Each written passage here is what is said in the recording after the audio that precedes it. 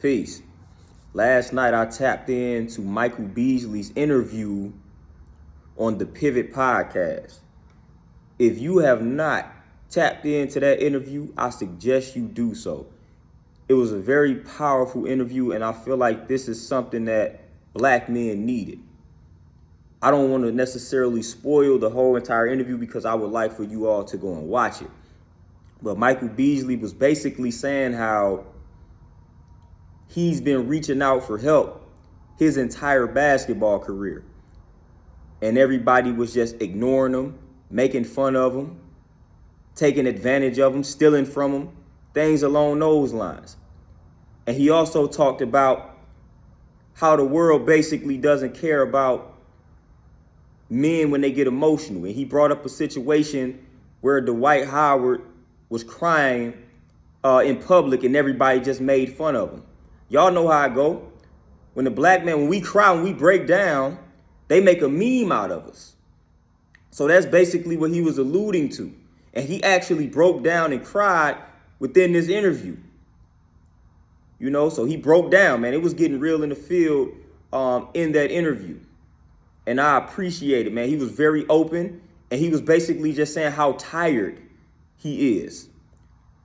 Dealing with people, trying to reach out to people, trying to get the help. He basically was like, man, at what point, or what will it take, or what would it take for people to finally reach out to help us? He was like, do we have to reach the Delonte West state when we out here homeless and down bad for somebody to finally say, oh, this person needs help? And I felt like that was a very good point. What does it take for somebody to actually listen to you? And he was saying it takes for us to die, basically. For somebody to be like, oh, okay, yeah, he was reaching out for help. He was crying for help. That's when the realization clicks in. When we dead and gone. Or when we reach that lowest point. When we out here homeless. Things like that. That's when people say, oh, that person needs help. Whole wow, a lot of brothers are crying for help, and they not in these situations as of yet. They not dead, they not homeless, but they crying out for help. They reaching out for help, but they getting ignored. People taking advantage of them. They being told to man up, things along those lines. They have to try to force themselves to be strong. So again, man, that was a very powerful interview.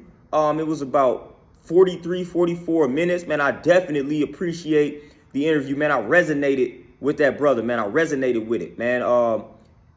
And I'm here for it.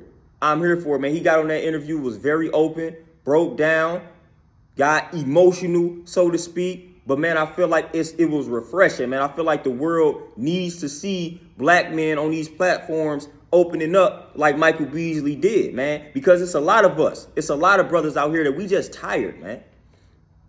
We just tired. All we do is face criticism.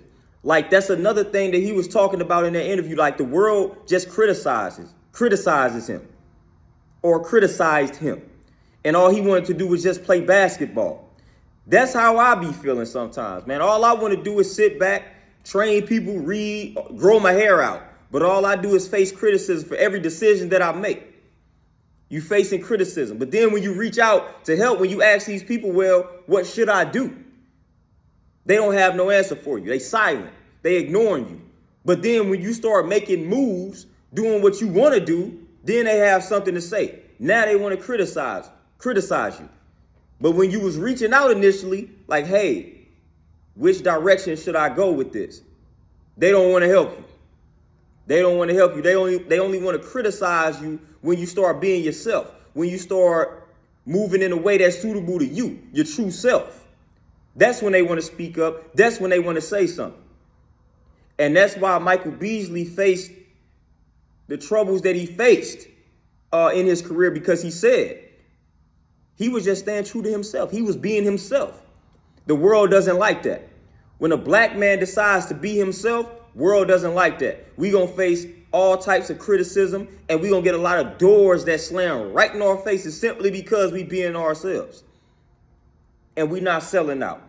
We not faking it until we make it. So, man, I felt that interview, man. So tap in with that interview, man. Check out the Pivot Podcast and just tap in with that Michael Beasley interview, man. It was a very powerful interview. And once y'all tap in with that interview, let me know how you feel about it or felt about it. If you've already tapped in, please leave some in the comment section and let me know how you felt about that particular interview, because I'm gonna definitely build on it when more people tap in with that interview, because I feel like it's very important, it's very powerful, and I feel like it's gonna get swept under the rug. It's going to get swept under the rug, and we cannot sweep an interview like that under the rug, because it's something that we need to discuss and talk about. So if you got some time today, man, go over to the Pivot Podcast and check out the Michael Beasley interview, man, and tap back in with me and let me know how you feel about it. Peace.